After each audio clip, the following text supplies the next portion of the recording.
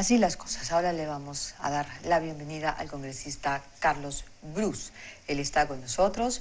Bienvenido, congresista. Cecilia, ¿cómo estás? ¿Cómo están las cosas realmente en los pasos perdidos? Más perdidos Más que perdidos otras que pasos. veces. ¿Qué pasos? ¿Cómo están las cosas? ¿Qué va a Sí, pasar? está bastante agitado, efectivamente, porque en esta oportunidad se habla pues de este rompimiento de la bancada oficialista. Estoy seguro que en estos instantes la gente del gobierno debe estar trabajando para echarle un poco de ungüento a las heridas, porque ahí lo que ocurre en esa bancada es que hay congresistas que saben perfectamente que no van a ser reelegidos. Y por lo tanto hay que conseguir el cielo en esta vida, porque ya no viene una segunda vida después de la muerte. Una otra oportunidad. Así es. Entonces, ese es un poco las ansias que hay. Y bueno, el Ejecutivo tiene la sartén por el mango como para poder otorgar algunas cosas. Así que creo que si se hace un rompimiento, no creo que sea tan grande como el que se está mencionando, ¿no? Sería muy torpe por parte del gobierno, teniendo los recursos para poder disuadir a su gente, dejar que esto se vaya de manera tan acentuada. Pero siempre tenemos ahí estas bancadas del que no sé qué hacer, no sé qué haremos. Los no saben, no responden. Así es, ¿no? Los no sé quién y los no sé cuántos. Entonces esas bancadas generalmente terminan sentados con el oficialismo. Pasó la vez pasada con el PPC, ¿no? Que presentamos la candidatura de Luisa Cuculiza y el PPC votó con el gobierno. Ahora el PPC se ha convencido que tiene que ser oposición. Muy bien, lo saludamos y nosotros lo vamos a apoyar. Pero faltan bancadas como Solidaridad Nacional, Acción Popular Frente Amplio, que parece que ya con el otorgamiento de la cabeza del primer ministro han garantizado que esta bancada se abstendría, con lo cual el más perjudicado es la candidatura de Bedoya, claro, que necesita esos votos. Y la bancada de Unión Regional, que también no se sabe a veces qué posición vaya a tomar. ¿Qué acuerdo tiene Solidaridad Nacional con el gobierno? Porque ya van varios años en el Congreso y entonces tendríamos que decir que el postulante a la alcaldía, Luis Castañeda, en realidad está apadrinado por el gobierno nacionalista, porque de lo contrario, ¿cómo es que pueden mantener esta alianza? Solidaridad Nacional a veces vota con la oposición, lo hizo, por ejemplo, en la votación por la cuestión de confianza del primer Cornejo, que dicho sea de paso, no nos equivocamos en dudar en darle ese voto de confianza. Impresionante, eso ha sido impresionante. Vamos a hacer un recuento después, porque siempre hay que destacar cuando la gente acierta. Así es. Entonces, ahí Solidaridad Nacional votó con la oposición, pero a veces también vota con el gobierno. A veces le pregunto a los apristas, ¿y qué depende una cosa de la otra? Los apristas, que son gente mucho más experimentada, depende cómo vayan los juicios de Castañeda. Eso no sé si sea verdad o no. Claro, pero parece que por ahí va la cosa, ahí puede ser, sí. ¿Cómo así hemos ido a parar a esta situación? ¿Cómo es que la política peruana se ha convertido en esta prebenda? Mira, y ese es un tema central que si no se hace, se legisla en segundo periodo, ya nos fregamos otra vez con el mismo sistema. Tenemos partidos débiles, tenemos listas que se arman el día anterior, y luego cuando están sentados en el Congreso recién descubres que el tipo es un minero informal, o el otro que es dueño de un burdel, entonces revienta en el centro mismo de la democracia, donde debería estar sentados los mejores, los más transparentes, con los quienes vamos a confiar. Y por supuesto nos afecta a todos, porque si no, a ellos, y yo no, solo a ellos, nos afecta a todo el cuerpo, ¿no? Y tenemos un Congreso con 11% de aceptación, que es terrible, ¿no? Y eso es a lo que ha llevado el oficialismo al Congreso. Por eso es que creemos que debiera ahora sí el Congreso ser manejado de manera independiente, hacer lo que hacen todos los congresos del mundo ahora, que es fiscalizar. Ahora se fiscaliza más de lo que se legisla. Exacto. ¿No? Porque la parte legislativa, en gran medida, la hace el Ejecutivo porque es el que hace cosas. Claro, Entonces, propone. Entonces, cuando quiere hacer cosas, oye, necesito estas leyes, y bueno, las revisamos y las aprobamos, o las enmendamos o no las aprobamos. Pero la parte de fiscalización la puede hacer el propio gobierno, no se puede fiscalizar a sí mismo. Esa sí la tiene que hacer el Congreso. Y todas las que son las fiscalizaciones de escándalos que han habido, desde el hermano del presidente, Alexis Humala, hasta el tema de Coteva, Claro. están todos bloqueados ahí. Eso no pasa. No. Eso no se vota. Y claro, si eso se votara, si eso se viera, el pueblo, la gente diría, oye, Claro. estos panzones por lo menos trabajando. están haciendo algo. Claro, ¿no? algo están haciendo. No, pero no. Entonces la gente viene con eso, no hacen nada. Y encima son come pollo, come oro. Claro. Entonces, ese desprestigio mella pues la democracia. Sin duda. La mella. Y a veces pensamos que lo hacen a propósito, ¿no? Bueno, recién el presidente Humala tratando de explicar por qué se queda la candidata Solórzano como la candidata de su partido, a pesar de que ha originado una ruptura, sino una ruptura, una rajadura, ¿no es cierto?, al interior de sus fuerzas, dijo, esto es como un partido de fútbol, dijo, y los jugadores no deciden qué colocación van a tener. Quien decide cómo se coloca es el entrenador. Ah, bueno, es una buena forma de entender la democracia. Una manera muy particular de entender la así democracia. es. ¿No? Eso más bien se llaman dictaduras. En democracia tú tienes instituciones. Tu bancada es una institución. Tu bancada no la puedes arrear y decir voy a poner a dedo este. La bancada tiene sus mecanismos internos. Y su personalidad. Y además hay un reglamento de cómo funcionan las bancadas, ¿no? Por supuesto que la opinión del presidente del partido es importante y seguramente podrá presidir las reuniones en su bancada, pero la bancada tiene vida propia, ¿no? Entonces ahí es donde el presidente Humala se equivoca y ha generado una crisis realmente innecesaria, ¿no? Dentro de sus... O sea, no ha podido administrar la democracia interna dentro de su bancada. Digo democracia interna, pero con el concepto que tú me dices, bueno, y ahora se entiende por qué. Claro, dice también que todos los partidos toman sus decisiones de acuerdo al centralismo democrático, que es un precepto marxista. O sea, es bien interesante el concepto de centralismo democrático. Voy a revisar en qué parte de la Constitución está eso. Entonces, ha manejado torpemente esto y por designar a dedo, por no hacer una democracia interna en la bancada, que a veces toma tiempo, pero hay que hacerlo. Pues democracia efectivamente no es rápida, ¿no? Es el gran defecto que tiene la democracia, pero... De repente no, porque da tiempo a la serenidad, Claro, a la a la reflexión. reflexión. Mira, a mí me ha pasado muchas veces, el primer semestre que yo fui congresista, fui presidente de la Comisión de Comercio Exterior, y no te voy a decir qué ley para que no me critiques, pero saqué una ley rápido, yo deficiente, y una vez que salió, y después vinieron varias personas a hablarme, me di cuenta de los errores que tenía. Ahí entendí. ¿Por qué? Porque hay que dar tiempo para que la gente pueda reaccionar, pueda alcanzarte sus observaciones, y en efecto algunas observaciones son perfectamente válidas que ayudan a enriquecer la legislación. Entonces la democracia es lenta, debe ser lenta. Entonces buscar un consenso en torno a quién podría representar la bancada en la mesa directiva puede ser lento, pero es necesario, más aún si eres gobierno. Si no, pasa lo que está pasando. Exactamente. Si no pasa lo que está pasando. ¿Y qué es lo que finalmente el experimentado Carlos Blues cree que va a pasar? Digamos, si hace su trabajo el oficialismo, probablemente continúe en el control de la mesa. Tiene todos los mecanismos para hacerlo, la oposición no tiene uno solo. Cuando viene la coalición, le pedimos a un congresista, oye, danos tu voto. Sí, yo encantado estoy dentro, pero ¿qué cosa me ofreces? Y estoy hablando en el buen sentido de la palabra. Tengo un proyecto de ley ahí que quiero sacar. Bueno, si estamos en la mesa podemos ayudar, pero si no estás, además no tienen los votos los tienen al otro lado para aprobar el proyecto de ley. Entonces, no hay nada, hablando bien, ahora también otros ofrecerán cosas concretas y materiales, claro. Eso tampoco le podemos dar porque no somos gobierno. Entonces, ni una, ni las cosas honestas, ni las otras podemos ni queremos dar tampoco, porque no está en lo correcto. El oficialismo sí.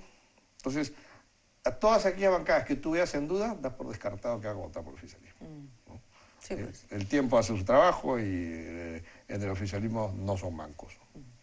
Ahora, eso está trayendo al final de cuentas, le está complicando al final de cuentas al gobierno la imagen y incluso el futuro. Porque la gente está muy fastidiada. Hay una sensación y además hay Hay una serie de noticias económicas que no son halagüeñas. Así es. Al contrario. Y entonces la opinión pública está mortificada. Y se va a acentuar más, porque no te olvides con este asunto de la elección de los presidentes regionales, cuando entran los nuevos presidentes, mientras que organizan su equipo, siempre se produce un bajón en las inversiones por parte de las regiones. Si eso sumamos a este desaceleramiento, la cosa se va a profundizar. Y a la gente, hay que decirlo con un poco de pena, yo no lo digo con alegría, le pierde el respeto a la figura presidencial. Eso no es bueno. Nuestro ordenamiento es presidencialista, ¿no? Entonces, este gobierno ha roto ese ordenamiento y ha hecho una especie de dualidad ahí, ¿no? Y la figura del presidente está mellada, ¿no? Y él deja mellar su figura conscientemente, ¿no? Pareciera que lo acepta. Lo acepta y no le importa, ¿no? Y ahí comete un error, ¿no? Porque los peruanos estamos acostumbrados a este régimen presidencialista, de un presidente con el cual podemos discrepar o estar de acuerdo, pero que si se le pregunta una opinión, por ejemplo, sobre la unión civil, se espera que dé su opinión, ¿no? Pero eso de no dar una opinión, ¿qué estamos? Tú eres el presidente de la República, todos hemos confiado en ti, vamos, tú tienes que inspirarnos a todos, no correrte porque la respuesta es difícil, porque vas a terminar peleándote con uno o con el otro, estar en esa ambigüedad. Entonces ya la gente le pierde el respeto y la persona que está a cargo, al mando, es la primera dama, que no tiene ninguna responsabilidad, que no tiene ningún rol ni posición de acuerdo al ordenamiento constitucional. Entonces, y encima estamos en una crisis en donde se está desacelerando la economía, se están tomando decisiones bien cuestionables, por ejemplo, ahora que los independientes empiecen a cotizar a las AFPs, que va a empezar con poquito, pero van a terminar cotizando 10% de su ingreso, y trabajadores independientes, ¿no? Que tú eres independiente porque, bueno, ya tú verás cómo arreglas tu problema, y verás cómo ves tu jubilación. Y lo hacen así, sin mayor debate, como la ley universitaria, ¿no?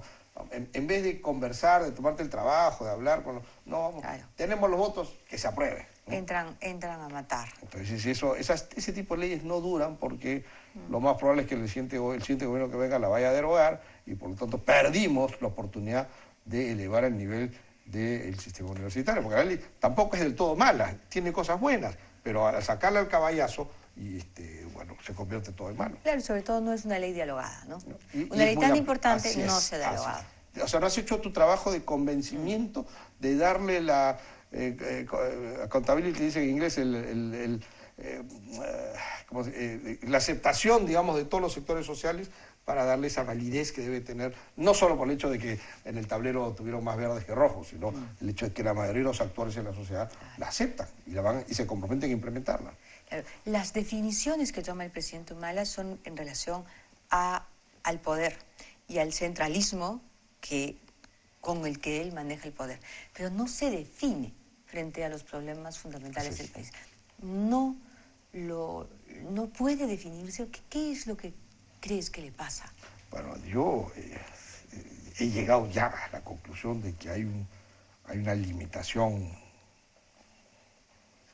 intelectual, no sé, que limita la capacidad de análisis que puede tener el gobierno desde la cabeza hacia abajo. Los asesores ayudarán, pero si la cabeza no está seguro de las ideas, yo creo que ahí hay una limitación, y la gente ya se dio cuenta de eso, ¿no? Y los comentarios en Facebook, todos con respecto al presidente de la República, son bien delicados. Hay una falta siendo de oposición, respeto. de oposición, yo no disfruto de esos comentarios. No, claro. Eso pone en peligro el sistema, ¿no? Claro, hay una gran, digamos, ahí la amenaza de la debilidad se está empezando a tomar forma, y la verdad es que preocupa mucho, porque es la estabilidad la que está en riesgo, ¿no? La que se pone en riesgo. La designación de Ana Jara y la nominación de Ana María Solórzano, dos mujeres vinculadas a Nadine Heredia, ¿cómo se aprecia? ¿Cómo se ve? El pueblo lo ve, el pueblo lo sabe, la gente que está informada sabe de la proximidad entre una y otra. Entonces, ¿eso cómo se lee, Carlos? Mira, es muy delicado, porque es una centralización del poder en una persona que está en el Ejecutivo y que no tiene ningún cargo formal, por lo tanto no va a ser responsable de nada el día que algo ocurra. Y eso es muy preocupante. Ahora, hay que reconocer que estos dos cuadros son cuadros que saben manejarse también, inclusive con la oposición. Ana Jara conversa, conoce Sí. a la gente de la oposición, y tiene esa flexibilidad de conversar. Es una mujer inteligente. Sí, claro. Y capaz. A diferencia de Cornejo, por ejemplo, que no es de llamarte por teléfono en algún tema o cosa particular, es más reticente, o era más reticente. Ana Jara y Ana María Solórzano sí, en ese sentido se maneja un poco mejor, pero son dos personas de absoluta lealtad a Nadia Heredia, ¿no? Claro. Ahora, ¿qué posibilidades hay de que este gabinete realmente reflote el país? No lo veo. La única forma era, aprovechando esta crisis, traer gente externa al gobierno. Claro, es complicado, ¿no? Porque con este sistema dual de poder que hay, ¿quién que se respete a sí mismo te va a aceptar el que, oye, ciertos temas lo vas a hablar con mi esposa y ciertos temas no hablas conmigo? Tú agarras tu constitución y dices, pero presidente, la constitución no dice que yo despache con su esposa, el elegido es usted. No, y después me van a investigar, cuando acabe este gobierno me van a investigar. Así es, ¿no? Entonces, yo necesito resoluciones supremas, la declaración de la ley no puede firmar resoluciones supremas, ¿cómo hago? Entonces, nadie que se respete acepta. Entonces han puesto a alguien que es ideal para este sistema medio chicha de gobierno, ¿no? Una persona como Ana Jara, que no tiene ningún problema en manejarse en esto, es de absoluta confianza de la pareja presidencial, y probablemente, y ahí discrepo con muchos analistas, vaya a durar bastante, ¿no? Porque no va a tener problemas internos, porque la pareja presidencial la estima. Es suficientemente inteligente para no hacer tonterías como las que hizo Cornejo. Y en el Congreso siempre lo pensamos dos veces antes de censurar a un primer ministro. Sí, claro. ¿No? Porque las dos censuras y el presidente podría disolver el Congreso. Que es una situación extrema, pero bueno, pero repito, hay reticencia de efectivamente empujar las cosas a situaciones extremas. Entonces podría tener una vida útil, quién sabe, hasta el final del gobierno, ¿no? Y además Ana Jara tiene un manejo mediático acertado. Sí. Ahora, que ella vaya a ser la que dirija la campaña para promover las inversiones y sacar adelante la economía, no lo veo, ¿no? No lo veo. El problema es que estaban y tienen que estar muy preocupados en sus problemas menudos. O sea, tienen demasiados problemas menores dentro del partido, tienen problemas por la inconsistencia y la incoherencia con la que han venido gobernando. Entonces, están con un extinguidor en la mano, apagando fogatas. Y el Perú necesita un ímpetu y necesita una energía distinta en este momento, porque estamos perdiendo lo que habíamos conquistado. Y fíjate Colombia, ¿no? Colombia, habiendo hecho las cosas que debieron hacerse en su momento, Colombia está teniendo un crecimiento 50% más alto que el nuestro. Sí. O sea, que no le echen la culpa al tema internacional. Porque si no, a todos nos afectaría. Ellos están creciendo. ¿Y por qué a Colombia no le afecta? Así es. Entonces, aquí se han dejado de hacer esas cosas por falta de visión y empuje de las cabezas de arriba. Y si el primer ministro tampoco ayuda, porque en ese sentido... Es que han tenido primeros ministros secretarios. Así es. Entonces, se pensaba que Cornejo, siendo técnico y entendiendo la importancia de la inversión y del tema de la infraestructura, y tanto infraestructura física como humana, podría haber ayudado en este proceso. La verdad que no lo he visto en estos 5 meses que haya ayudado mucho. Y ahora entiendo por qué. Andaba metido en otras cosas. En otra cosa. Y claro, las acusaciones que habían contra él por el tema de ellos. Yo he sido ministro de Estado. Esas acusaciones te quitan horas de trabajo y te distraen. Entonces él estuvo muy distraído en esto y al final cayeron en la tentación de buscar una solución fácil, tratando de matar al mensajero o a los mensajeros. ¿Sí? Los mensajeros, porque ayer, Carlos, no sé si tuviste la oportunidad de escuchar esas declaraciones, el testigo, el señor Franco, reveló aquí que también le habían encargado buscar y organizar una campaña contra ti, contra Carlos Bruce. Sí, escuché eso y realmente me puse a pensar por qué, porque como es público, yo no he sido un crítico acérrimo de la gestión de Cornejo en el tiempo que estuve en el Ministerio de Vivienda, porque Cornejo trabajó conmigo cuando yo fui ministro. Yo era presidente del Fondo Mi Vivienda cuando era ministro de Estado, y Cornejo era director ejecutivo. Y la verdad que tuvimos una buena relación y él trabajó muy eficientemente y fue una persona que ayudó a implementar estos programas de vivienda que están funcionando. Entonces dije yo, no es muy elegante que yo lo esté criticando, teniendo cosas que criticar. Hay varios temas en los cuales, cuando fue a la Comisión de Vivienda en una reunión más privada, se las dije, ¿no? Que me parecía mal esto y esto y esto. Pero no los hice públicamente, entonces no tendría él por qué verme como un enemigo. Entonces diría, entonces, ¿por qué ¿Pero era Cornejo el que veía, el que, digamos, definía los enemigos, o no era Cornejo? Ah, bueno, a mí no me cabe duda. O sea, disculpe, me salté esa parte porque yo lo doy por descontado. Es imposible que un asesor de la confianza que tenía Cornejo en Segarra, que trabajó con él en Proinversión, no estoy seguro si trabajó con el Fondo de Vivienda también cuando era director ejecutivo, pero sí sé que trabajó con él en Proinversión, trabajó en el Ministerio de Vivienda, trabajó en la PCM, y además tu gente, tu operador de prensa, es tu brazo derecho, es como el primero que despachas en las mañanas para ver qué hay de la prensa y cómo hay que moverse en el día, ¿no? Tú sabes cómo es eso, si en el día tú no desvirtúas una acusación, en la noche ya eres culpable. Entonces tu gente de prensa es el más cercano. Entonces, habiendo trabajado tantas horas con él, tú sabes perfectamente las cosas que tu jefe aprueba y las que no aprueba, ¿no? Y nadie, ningún asesor, se va a arriesgar a meterse una cosa de este tipo sin la aprobación de su jefe. Porque tú te imaginas ahora a este señor Segarra, ¿quién lo va a contratar? ¿No?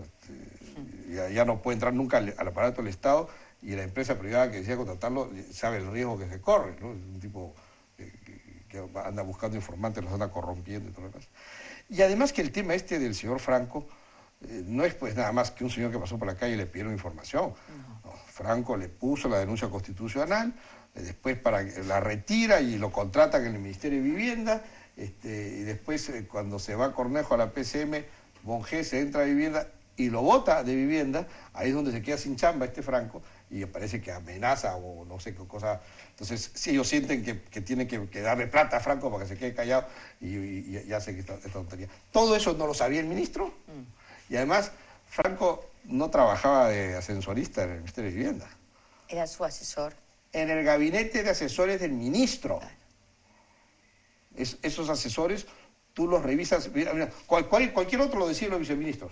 Pero tú decías a tu secretaria, a tu chofer, porque tu chofer escucha todo lo que hablas en el carro, y a tus asesores. Esos son los funcionarios que el ministro personalmente revisa el currículum. ¿A quién no sabía que estaba en el gabinete de asesores?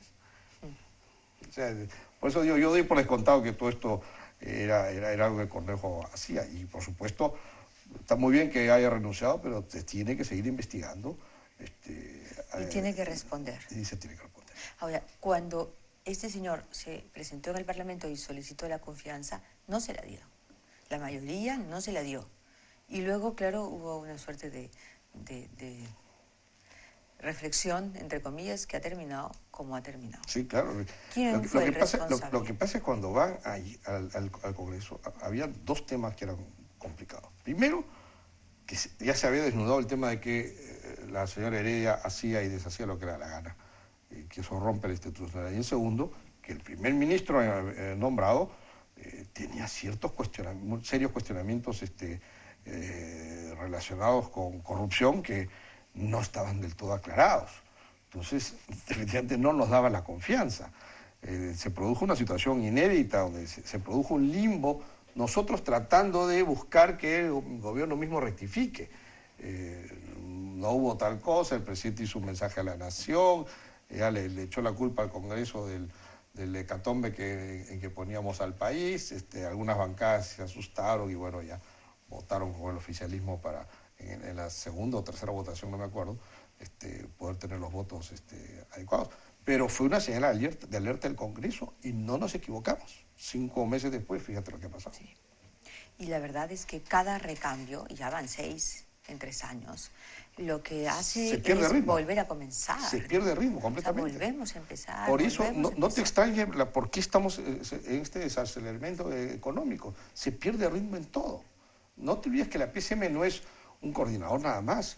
Tienen una veintena de organismos públicos centralizados que dependen de la PCM, que van desde los bomberos hasta el INDECOPI. Entonces, pasando por todos los organismos reguladores. Así que es una institución que le puede dar ritmo al clima de inversiones en el país, o lo puede detener, ¿no? O lo puede detener. Freddy Otarola en trabajo. Me parece ¿Es raro, cierto, ¿no? o es una cuestión extraña? Sí, a mí me parece raro. Fíjate, si yo hubiera sido Freddy Otarola, yo no aceptaba. Después de haber sido presidente del Congreso, o sea, presidente de un poder del Estado, pasar a ser ministro de Trabajo, que digamos que no es el ministerio más fundamental, siendo importante, por supuesto, no, nadie dice que no, pero no es pues el Ministerio de Economía, no es el Ministerio de Defensa. O Relaciones Exteriores. Relaciones Exteriores. Entonces, no sé. Ahora, tampoco conozco cómo esté la demografía interna dentro del oficialismo y no sé si eso pueda haberse hecho para premiar algún sector descontento y evitar algún tipo de cisma, ¿no? Pero yo que Freddy no hubiera aceptado, ¿no? Me parece que no está a la altura. Tú ya has sido presidente de un poder del Estado. No me parece que esté... Pero en fin, cada uno toma sus decisiones. ¿Y manejará bien el Ministerio de Trabajo? Bueno, simplemente con que no haga nada ya bastante. Con que no haga nada. Suficiente. Muy bien. Carlos, ¿qué esperas que diga el presidente? ¿Qué es lo sustancial que en tu opinión debería decir el presidente el próximo lunes? Mira, no tengo mucho entusiasmo. Si pudiera él decir alguna idea interesante con respecto a cómo salir del entuerto económico, sería una cosa. Ya con eso me doy por bien servido haber gastado el 28 de julio yendo al Congreso a escucharlo, ¿no? Pero algo interesante. La otra vez tuve la oportunidad de escuchar la exposición del ministro Gersi con respecto a la diversificación productiva, y discrepando con unas cosas, pero era una exposición interesante. Había algunas ideas nuevas que, sin romper el modelo, no hacen el Estado simplemente un perrito patas arriba que no hace nada, sino lo convierte en alguien proactivo para buscar diversificar industrias y de esa manera dejar de ser pues solamente productores de materias primas. Bien interesante. No sé si alguna idea por ahí se le ocurriera al presidente, nos inspiraría a todos, pero claro, estoy pidiendo mucho. Bueno, la fe no hay que perderla. Es lo último que se pierde. Gracias, Carlos. No, gracias por la invitación. Gracias y felices fiestas patrias. Igualmente. Muchas gracias.